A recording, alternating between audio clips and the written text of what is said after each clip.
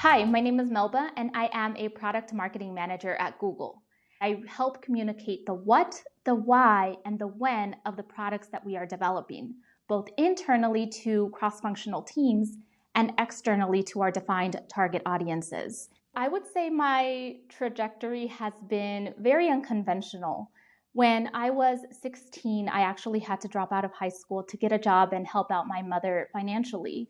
I grew up in a single parent household, and if I'm honest, when I was 16, I never really thought that going to college, let alone getting a job at a place like Google, would be possible for me. It's interesting the way that things ended up working out because after getting a job, I eventually found myself dealing with a very, very incredible, powerful Latina leader.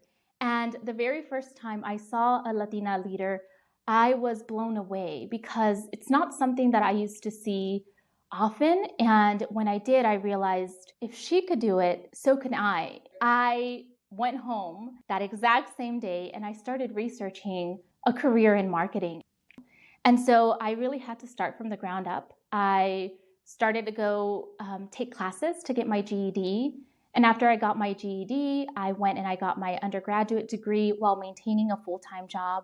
As part of my education and continued learning, I took several online classes and I also did a lot of courses that were available for free online. And one of the biggest reasons that I did this is because I found that oftentimes I needed to sit with the materials and be able to do it at my own pace. For me, this was instrumental because since I did drop out of high school, when I was in college, I actually found that everybody else was at a more advanced pace than I was. I didn't have a lot of the foundational knowledge that they did. And so because of this, I often had to go back, take some online classes, take some additional courses, and really gain that foundational knowledge in order to be able to set myself up for success in the future. I knew I made the right decision of pursuing a career in marketing when I launched my very first campaign. My first campaign was actually targeting underserved populations. As a Latina, it's really important that in the work that I do, I am able to give back to my community and really make sure that their voice is being recognized.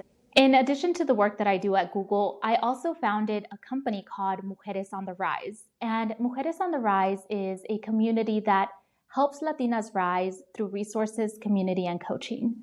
Again, being from a marginalized community myself, I realized that there are so many barriers that are keeping us from pursuing what we want. And a lot of times those barriers are our own internal voices that are telling us that we're not capable of doing what we want to do.